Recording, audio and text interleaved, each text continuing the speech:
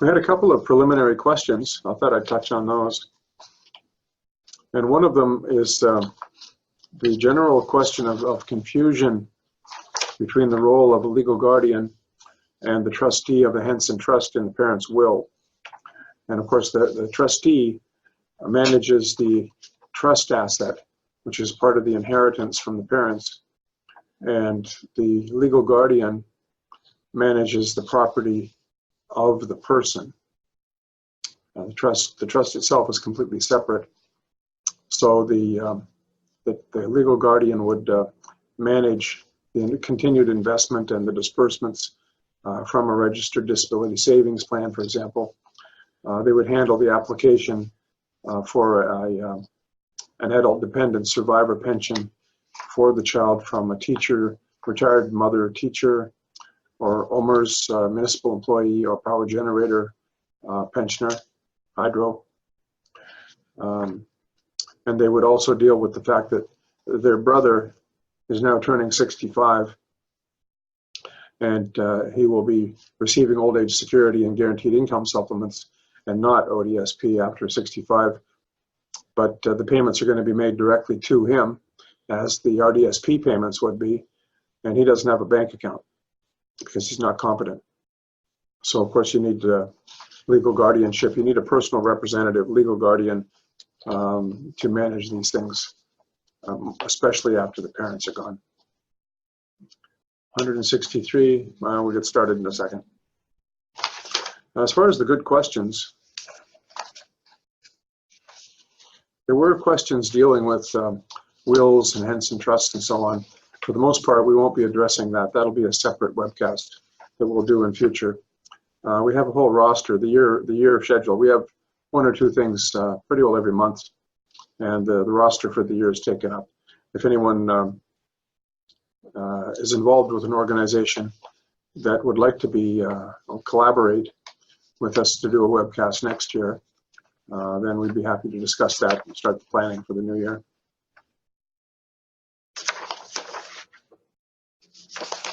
All right, well, I think we'll get going. You can see the PowerPoint slides. See, there's a few questions coming in. Karen, are you going to monitor these questions to see if there's any good questions? Yes. Okay, great, thanks. So I'll leave that to you. I'll just close this box right now. You can see that we have a number of PowerPoint slides, and there's a few that I'll just walk through. Send your questions in. I'd like to make sure that we try to clarify things. But what I'd like to speak to first is the standard questions that people ask me. What is the difference between a power of attorney and legal guardianship? A power of attorney is a document that is signed, that any of us could sign and do sign. Typically when we sign our wills, powers of attorney are prepared and signed for property and personal care. And what they do is they allow others, such as our spouse or our children or family, friends, to help us manage our affairs if we're incapacitated. Now, it's not that they become effective if you become incapacitated. They're effective once signed. That's why they're called continuing powers of attorney. There was a time years ago when powers of attorney became ineffective if you became incompetent, which of course is contrary to the whole idea. But that's why they're called continuing powers of attorney, because they continue to be effective from when you sign them and are not voided when you become less capable. You can, of course, have what are called springing powers of attorney that do, in fact, only become effective upon a certain event, such as a certain doctor finding you to not be competent, or you being assessed and found not competent. But that's not very common, and it's not really very useful. If you have an aged mother and the power of attorney only becomes effective to help her handle her affairs if you can prove she's incapable, well, it doesn't do a lot for her self-esteem. Then what you do is you slide further down the line, and you talk about substitute decision makers. So suppose your child as an adult, or your brother is an adult, and they have cognitive disabilities, and there are medical decisions that need to be made. Well, there is a hierarchy of substitute decision makers. Let's just see if we can find that slide. So here's powers of attorney for personal care, for property. Here we start to talk about substitute attorneys, and then substitute decision makers. And simplistically, there's a hierarchy, a tree under the Act. And the parties who are normally the first substitute decision makers are the parents or the spouse, if there is a spouse. Sometimes there is. And then if the parents are gone, then it's siblings or children. Depends on if there are children, but again, typically there are not children. So normally the most common scenario is parents as substitute decision makers and then siblings. And that's usually sufficient, functional. The problem is that although it is legal, although that is the hierarchy, we find that in dealing with solely the medical aspects, because the substitute decision maker is only as to healthcare and treatment, not property, we find that that simple fact doesn't always carry the weight that we would like it to have, and that there are times when doctors in hospitals think that they know better than the parents, better than the siblings. And in fact, although they may be very supportive professionals and know many things, they are not the expert on this particular child. They are not the party who has lived with this child, who has gone through all of these things the child has gone through. They are not the one who over the years have continually reminded and brought forward information, made sure that certain drugs were not given, provided the continuity. It's always the parents and the siblings, and they are the real experts. The way I have explained this in my seminars is, if you look at all of the supporting professionals, which includes doctors, social workers, lawyers, all of these people, in the context of the family and the child with special needs, if you look at them in the context of an egg and bacon breakfast, the chicken's involved, but the pig's committed. Now, I wish I could hear some unmuted response to that, because usually it's a very positive response, because it's usually exactly correct. So what happens is the substitute decision maker has status, but they're often not given weight. So as a result, we do a kind of a substitute decision maker package, and the cover letter, legal letterhead, along with affidavits and sections of the legislation and so on. But it has in bold lettering informed consent, because of course that is what you have to make medical choices.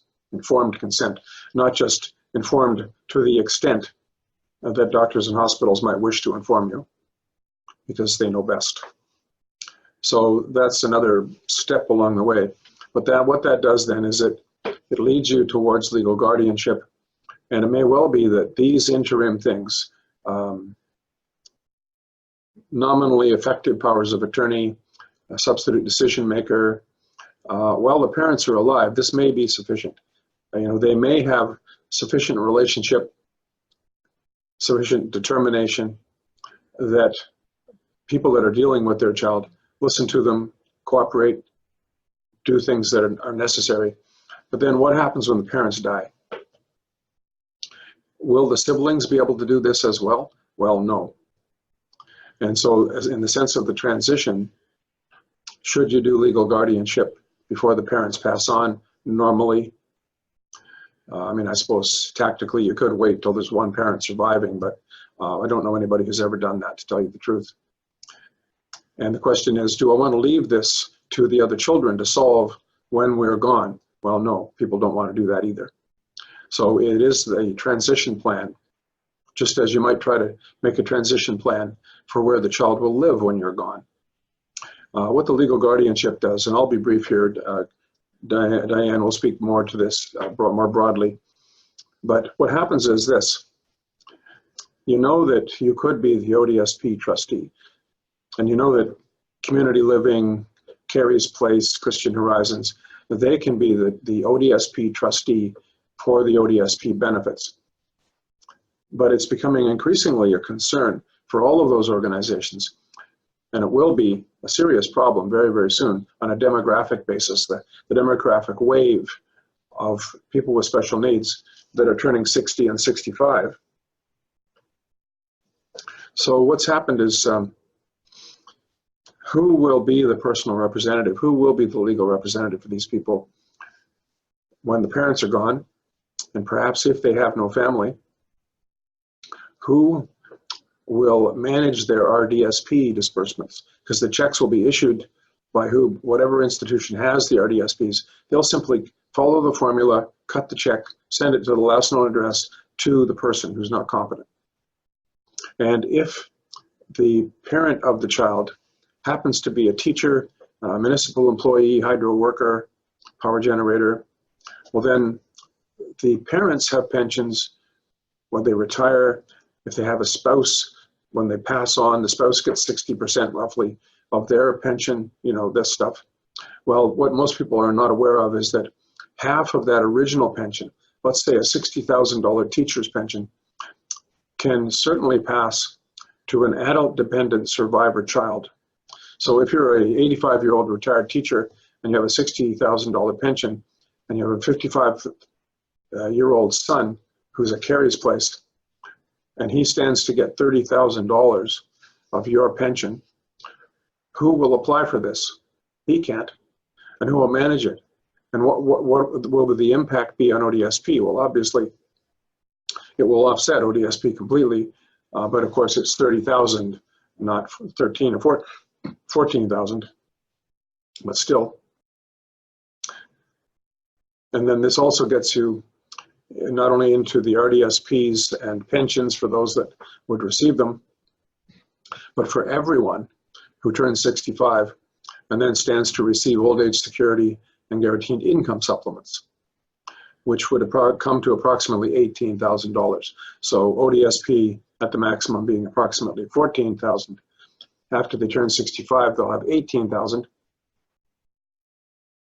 And a little known fact, the doctor at a supported living facility such as Community Living, they can apply for this pension. But of course, the payments will be issued directly to the individual. Who's going to manage this, and what will Carey's Place do? Because of course, when they are the trustee of the ODSP benefits, they receive that money. They also get, of course, you know, core funding to supplement for the cost of care, but they set aside a small amount of that money for small things for the person. But what happens when the checks are issued in their name and they have no bank account and there is no one to be their legal representative? Now, of course, if the family is proactive, forward-thinking, well, then they could have legal guardianship in anticipation. But what if there is no family? That's a whole nother kettle of fish. Let's see what else we've got here. Are there any good questions so far, Karen?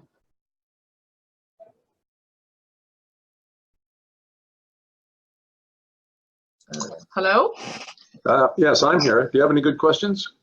There's a couple. One of them is, says, hi, Kenneth. I work for an organization that supports individuals with intellectual disabilities.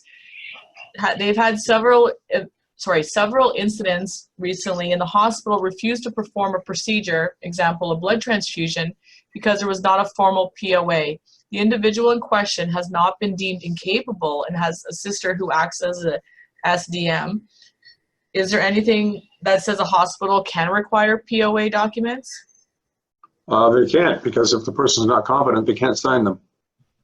I've had situations where, you know, the policies have changed, and some organization has then proceeded to tell the parents that in order for them to speak to them, that they must have the power of attorney from their child, their adult child, knowing full well that the child can't competently sign them. So in some of those cases, we prepare them again. The child makes his mark.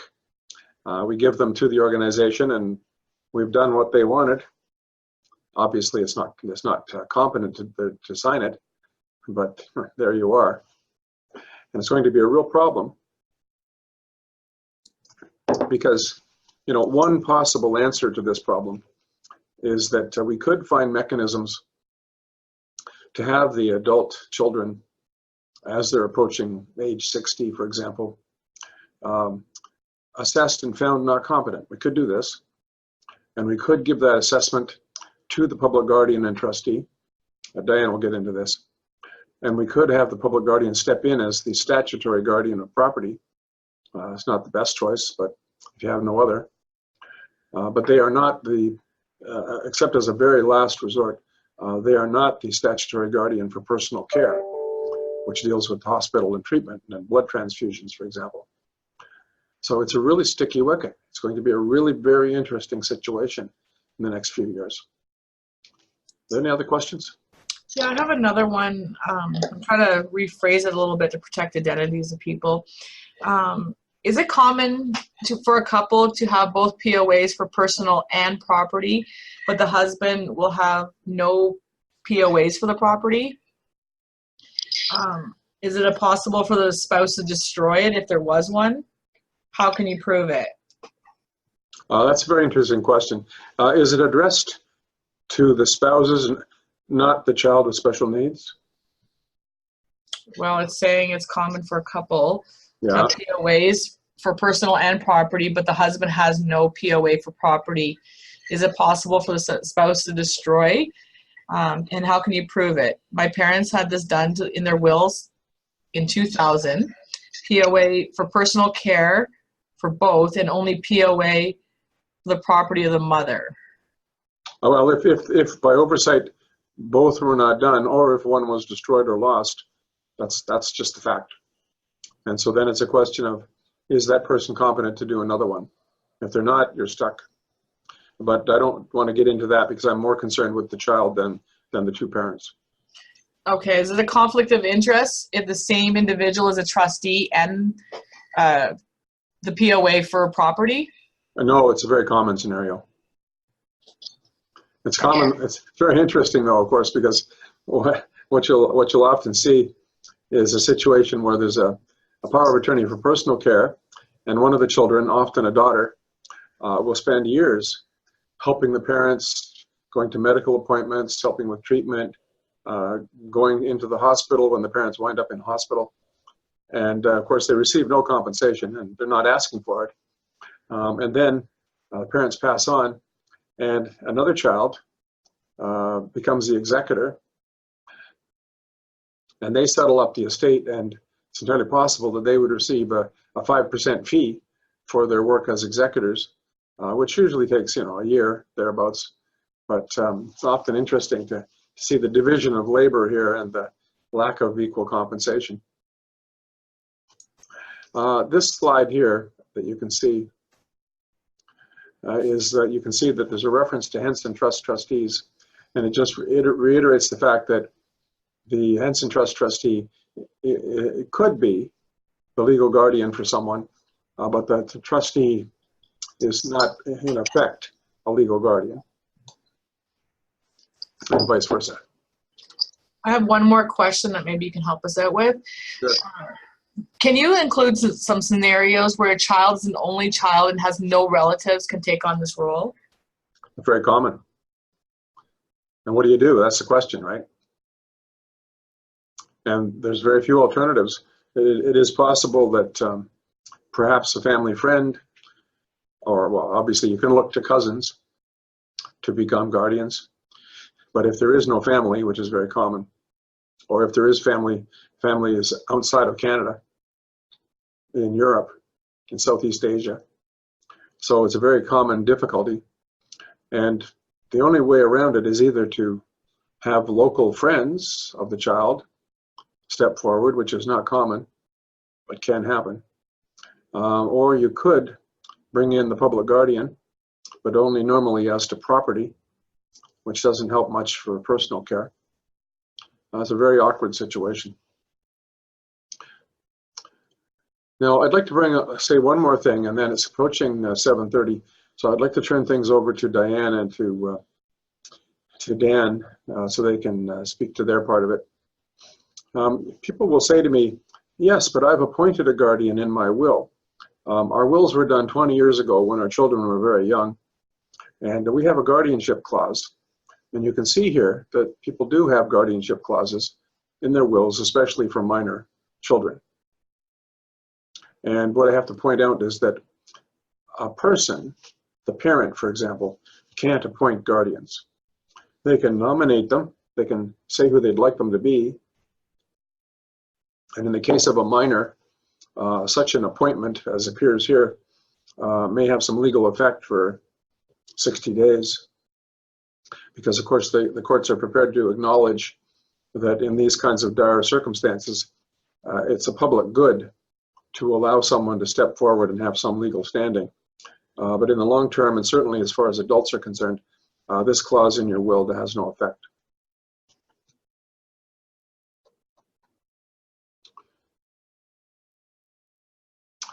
Dianne, would you like to step in now and talk about the process once the decision has been made that legal guardianship is the right step, and then bring Dan in at the proper time? Hi. Hello. So my name is Dianne. So I assist with guardianships at this office, and what I'd like to offer is just my 2 cents on, what that whole process is like. There are different ways to get a guardian appointed. Guardians can be appointed through statute or by court appointment, so by a court application. We do guardianships using a court application by way of what's called summary disposition. Now with summary disposition, it's essentially a bucket application. There are no appearances made into court. We file an application record. It's between 100 to 200 pages. There's about 14 to 20 tabs full of affidavits, medical evidence that speak to the alleged person's incapacity, consents from the applicants, and there's a draft judgment in there as well. So the first step, like in all our files, is to get the retainer signed. And once that's signed, we contact 2 capacity assessors, like Dan Silver. Every capacity assessor covers a certain section in Ontario. And so sometimes capacity assessors can cover multiple sections in Ontario, so there might be some traveling costs involved in their invoice. So we file our application in Ottawa, but we have clients all around Ontario, and we're able to do this. So once the capacity assessors have their appointments scheduled to meet with the adult child with disabilities, we also go ahead and we get the conversations rolling with the clients, and we discuss a plan of care for their adult child. We discuss a management plan. We discuss, any safety concerns, the reasons why they are the best persons to become their child's guardian. Most of the time, it's because they've raised this child, so they are the persons who can understand the child the most. And the child is happy, they're comfortable. It's not really an application to change anything. It's an application to ensure that the adult child's parents still have legal authority to make decisions for someone who can't. So we talk about the plan of care, safety concerns, any nutritional needs, what kind of assets they have, what their plans might be in the future in the next 1 to 5 years or within the given year. The type of the applicants we have are usually parents or siblings, but sometimes we get step parents. So these are persons who have also taken care of an adult child for most of their life, but they have never adopted them. Or sometimes we also get a long-time family friend. So I know there's a question earlier about, an only child who doesn't have any siblings, and maybe they're at the age where both their parents and their grandparents have deceased, who can step in to be this person's guardian or apply to be their guardian. If it's not the Public Guardian and Trustee's Office, maybe it is a long-time friend, a cousin, maybe a support worker as well.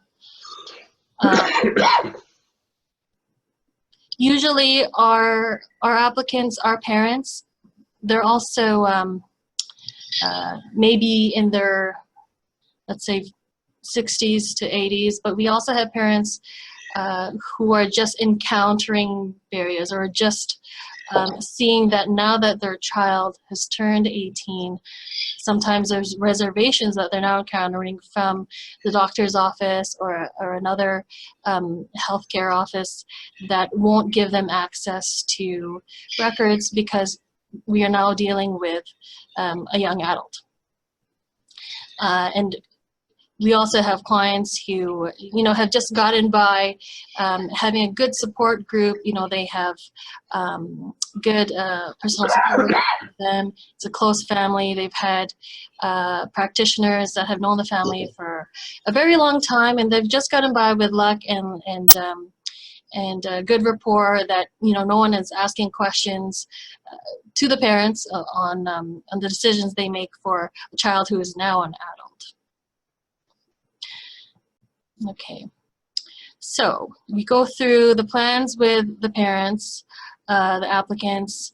We assess and review the capacity assessments given to us by the capacity assessors. Now, then we bind the application record, and then we bring this to court. So one copy goes to court. One copy goes to the alleged incapable person. One copy goes to the Public Guardian and Trustee's Office. One copy goes to each applicant as well. And one copy also goes to the alleged incapable person's immediate family members, so their spouse, if they have one, their children, if they have any, and siblings, if they have any. All of our guardianship applications are not contested.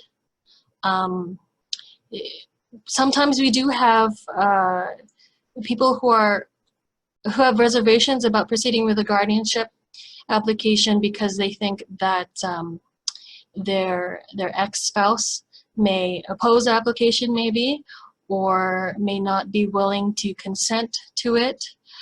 Usually it's due to a custody issue, and I mean, if that happens, we sit down and we discuss any questions that the ex-spouse might have, and we assure them that, this guardianship, if it's granted, is not going to void any custody order that's already in place. Okay, so I don't think I have anything else to add, except for costs. What other costs would be associated with proceeding with a guardianship application?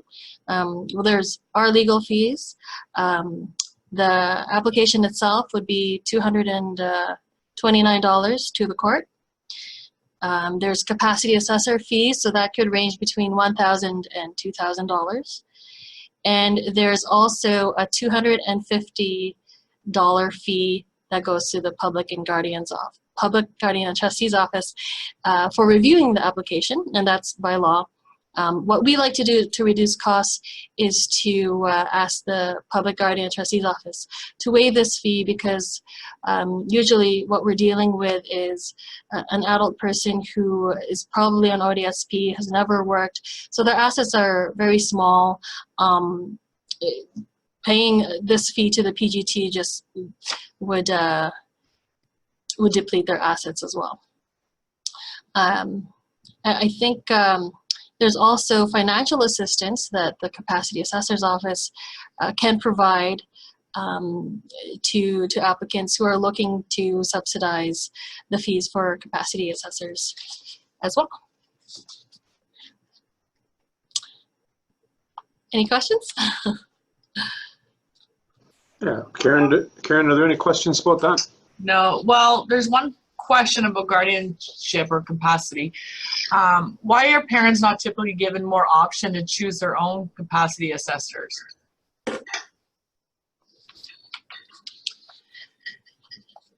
Well, there are different capacity assessors that cover specific regions, and I think maybe Dan can talk about this further. I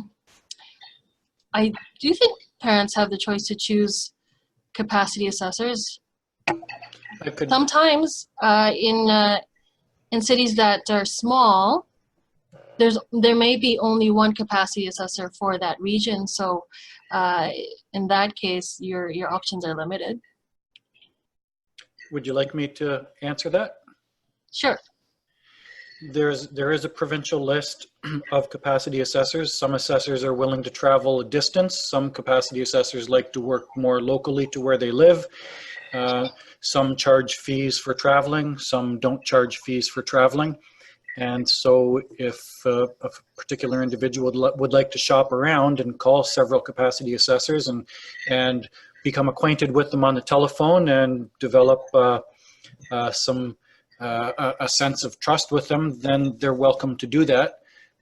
Capacity assessors are self-employed, and anybody can call. Anybody who's looking for an assessor can call as many or as few as they want that are on the list. I believe that's the answer. Yep. And we normally stick handle the process, but you're right. That's exactly what could take place. So Dan, do you want to talk about the assessment process, please? Sure. I just have one more question, if you don't mind. Oh yeah, go ahead. An answer. Yep. I have someone who didn't pass the test for guardianship, but passed it for the POA, and we need a variation of the trust to correct errors of wills. Do we need a guardian or a POA? If a person's assessed and found capable of signing powers of attorney, then a legal guardian can't be put in place because they're deemed to be competent. Okay, and how difficult is to have the person declared incompetent in order to obtain the guardianship? Well, Dan can speak to that. Perfect. Okay. Sorry, could you repeat that part of the question that you'd like me to speak to? Oh, sorry, Dan. They would like to know how difficult it is to have a person declared incompetent in order to obtain the guardianship. Well, I don't know if I can. I think that I'll answer that question when I speak to the bullet points that are on this last slide. I don't. In short, I don't think it's difficult or not difficult. The assessment interview or interviews that take place will allow the information to be presented, which answers the question that the assessor gives an answer to, and that is their opinion, whether the person is capable or incapable. So I think, let me start off with answering the second bullet. What is the assessment criteria? And if it sounds like I'm giving a textbook answer, I apologize. It's just the best way I can do that here. What is the assessment criteria? Does the person understand the information necessary to manage their property or personal care? If they don't understand and they can't learn the necessary information, the opinion will be incapable. If they do understand the information, it's then necessary to move on and determine if they appreciate the consequences of mismanagement of their property or personal care. And we call that U and A, understand and appreciate. So that's where we begin. If they understand, then that's great. But if they don't appreciate the risk of mismanagement, and it's not something that they would have tolerated previously, then the opinion will be incapable. So that's the second bullet. And now I'm going to go back to the first one. When should a capacity assessment be considered? And it's a bit of a long answer here. For property, when a person doesn't understand or appreciate the consequences of the following: the nature of the financial decision and the choices available to him or her, his or her relationship to the parties to and or potential beneficiaries of the transaction, or appreciate the consequences of making the decision. And there are a number of questions that should be asked when we are determining whether a capacity assessment should be considered. And these are just some of them. Does the person suffer from delusions or hallucinations which might affect his understanding and management of finances? Is the person oriented to time, place, and person? Is the person's memory sufficiently intact so as to allow the person to keep track of financial matters and decisions already made?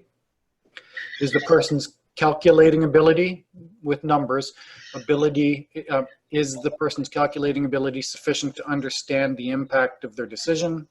Does the person suffer specific thought process deficits which give rise to the conclusion that deficits in financial judgment exist? And last one, does the person possess or have the capacity to learn the skills necessary to make the sort of decisions required in an estate of the size, nature, and complexity that he or she would have to manage? And this is critical, and an example is that there's a higher bar for a person who has millions in investments and several properties from someone living on a small fixed pension. And that speaks to property. For personal care, a capacity assessment for personal care should be considered when there's significant deficits in the following domains. And you already heard a little bit about this, but the first one is healthcare. Do they know what their medication is for, how it benefits them, and how it might be dangerous if taken incorrectly? Clothing. Do they dress inappropriately for the weather, putting them at risk of freezing or heat exhaustion? Nutrition. If they would normally hydrate in an appropriate way, eat balanced meals, but they're no longer doing those things and they're suffering from malnutrition and neglect, then that's an indicator as well. Hygiene. If they would have preferred to but can't do the following things: brush their teeth, toilet themselves, be reasonably clean so as to at least avoid the risk of infection. Shelter. Can they manage the activities of daily living that are required to keep a household, whether it be a room and board or a detached home, whatever their level of responsibility? And the last domain is safety. Do they lock their doors if their doors should be locked at night? Do they wander? And are they vulnerable to predators? And there's so many examples of how people can be vulnerable to predators. So that's that bullet. The next one, what is the process? The process is pretty straightforward. We assessors, and I know that there are a few listening right now. They told me they were going to listen. What is the process? I receive a request to do an assessment. I ask the caller, who is usually going to be the requester, is there an existing POA? And when it comes to guardianship, the lawyer has done this. And if yes, that I'd like to see it before accepting the job. I ask the person, and this even happens when it's sent by way of guardianship, why do you want the assessment? I explain that fees are dependent upon complexity. And if there is an appeal to the Consent and Capacity Board, that they'll be responsible for further fees. And we gather information from the caller, and we request as much medical and financial information as they can provide in advance of the assessment so that we can formulate questions that will assist us to form an opinion. And then we speak to collaterals, and we write our questions, and then we meet with the person to be assessed. And when we meet with the person to be assessed, the process looks like this. We need to give rights advice. Rights advice is always given unless it's a court-ordered assessment. And depending upon the type of assessment, the rights advice varies, but here's an example. And I want the listeners to consider the people they know that might be listening to this rights advice, and whether the person would understand this advice or not. So we introduce ourselves and we ask them if they need eyeglasses to read some paperwork that we might show them during the interview. And then we wait to hear what the response is, and we write the response down because it's required in the documents. We ask if they can hear us appropriately from where we're sitting, and we write down the response. We make sure that we speak in a clear voice and then say the following. I'm here to assess your capacity to manage your finances and/or your property. This is voluntary assessment, and if you wish to not proceed, you have a right to refuse right up until the time I submit my report. Now that's not always the case. That's just for certain types of assessments. Then we go on to say there could only be two possible outcomes, either that you're capable or incapable. And after the assessment, I'll write the report to explain my opinion, and it will be provided to, and then we identify who it will be provided to. And then we note what their response was, and then we launch into the assessment at that point. And how we navigate the gray areas, fluctuations, varying abilities. Well, I'm just going to keep this one short, but we need to take a look and consider whether the person is capable of learning and learning to do for themselves what they have not formerly done for themselves in the past.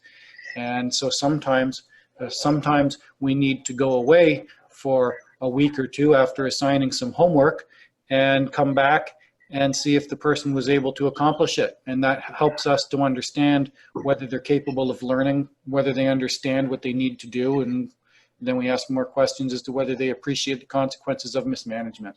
So there are a lot of gray areas. There are even areas where we may be asking questions and there are blank stares that I don't know if a blank stare is a person who is understanding what I'm saying, but just has great difficulty communicating to me.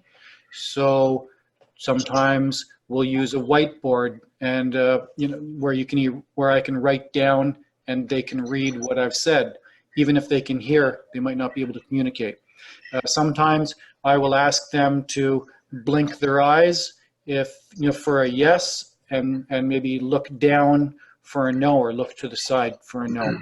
Or squeeze my finger for a yes, or shake my finger to the left or the right for a no. Those are some gray areas where oftentimes we just don't get feedback. So we write down to the best of our observations how we interpret it, and that in part forms our opinion. There are many more.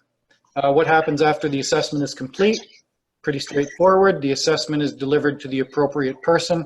In this case, I deliver my assessments to the lawyer's office, and I think you heard an answer earlier, who's on the distribution list after the lawyer's office receives it. So I think that's what I have to contribute here, and if there are any questions, I'll be happy to do my best to try and answer. Yeah, Karen, do you have any questions for Dan? That was excellent, Dan. Sorry, we're just picking one here for you. Will there be any speaking notes included with the slide deck as well? The slides are questions. It'd be great to have them answered. Well, the whole PowerPoint slides plus the whole video will be provided to everyone who registered. Do you have any questions for Dan about capacity assessments? What if the person is nonverbal and can't communicate? That's a very good question. We oftentimes hire interpreters of different sorts, sign language interpreters. I've taken them on numerous occasions. If they can't communicate, as I indicated earlier, patience on the part of the assessor is required, and we will speak with the collaterals to find out how that person is understood by those who know them best, and we'll use that information as best we can. And from speaking from my own conscience, and I can't speak for the other assessors, but we're all in the same boat here. I don't know how much a person understands on the inside of their head and just can't explain to me what's going on. So that's why I offer. I will allow them to touch my finger and squeeze if necessary, or if they have some mobility and they can look to the left or the right, will they? I hope that answers the question, but that is for sure a gray area. Well, that's great. I'd like to just make a couple of closing comments and wrap this up. You know, we have almost the full complement of people that registered to start with. We're down by about 7, so I think we must have done a reasonable job. And I'd just like to say that we've had a few happy occasions where we've been able to have people assessed after years before they have been assessed and found not competent, and become wards of the public guardian and statutory guardian. In these cases, it's mostly people who've had mental health issues, and they've been taken into care, found not competent. Once that finding is done by a psychiatrist, for example, it is presented to the public guardian's office, and they become the statutory guardian of that person. And after years have passed, people sometimes get much, much better. So we've been able to have people assessed again and found competent, and they're released. And we've finished a file just recently where a young woman, some years before and under very difficult circumstances, she has some cognitive disabilities, cognitive impairments. I wouldn't even say impairments. She had some cognitive delays, perhaps, but otherwise a lovely woman. And over the years, what's happened is she has become quite much more capable, and also her living environment with her own apartment, with automatic bill payment, with a personal support worker who comes in regularly. She's able to pay bills. If she has a problem with the toilet backing up, she knows who to call. She certainly does know how to consider her own health treatment. She clearly knows who she would like to appoint as attorneys for property and personal care. And so we've had her assessed again, and under all circumstances, she was found to be competent, where she wasn't a decade or more before. And it's largely because she has grown and become more capable. When someone with a cognitive disability is assessed, it has to do with, given their cognitive ability and the complexity of the situation, are they able to comprehend and deal with that, understand and appreciate the complexity of that situation? So you can be perfectly competent to do certain things, as we all are, and then actually not that competent to do other things, as many of us are also. So I would try to be a little humble about this. And I'd just like to give some numbers. There are approximately 365,000 people on ODSP in Ontario, and about 46,000 of those, 13%, are at home with family. They're often people that have turned 18 and stayed at home for some period. About a third of the 365,000, in simple numbers, would have cognitive impairments, and perhaps a third physical and a third mental health. And of course, there are dual diagnosis and cross disabilities. But if you looked at the 120,000 people on ODSP, not counting all the other people who have cognitive impairments, I think it's a fair bet that half of them perhaps might find the world just too complex and might well be found not competent. So just for the people on ODSP, I could estimate that there's perhaps 60,000. And those are the families that need to have this discussion. They need the details to see if in their own particular situation, legal guardianship is something that they really should pursue in the best interests of their child, their adult child. And we always enjoyed that discussion. We don't at all try to press the idea of legal guardianship. It's an expense and it's unnecessary if you don't need it. Whenever we can, we do powers of attorney, even if it's a matter of really giving serious thought to whether the person is competent or not, with an eye to, will a doctor, will a bank hang their hat on it? Will they do what's best for this child if the parents ask them, because of course the parents know what's best. And then you have to consider, well, okay, what happens when the parents are gone? So it's that kind of tactical, specific family discussion that has to take place. And if anyone who's watched this finds that they do have other questions or would like to discuss their specific child, then you can contact us and we'll be happy to have that chat with you. That said, I think that's the total. Karen, do we have any special closing questions? We've got about 2 minutes left. Well, I have a lot of it's coming up with the RDSPs and whatnot. I'm not sure if you want to answer that now, or would you like me to answer that through email individually? I think that if these are serious questions about RDSPs, I think we should address them specifically. So if the people that are asking these questions, need answers because there's some issue, I would suggest you just contact us and we'll give you the answers. Okay, I have one question here. If somebody has a POA and the attorney, will the attorney become the RDSP plan holder after the death of a father? They can, yes. Yeah, they are a personal representative of the child if the child is competent to sign the power of attorney. Okay, and one more. I'm not sure if you or Dan can answer it. How do you deal with an individual who cannot attend the process for the assessment? Well, they have to attend.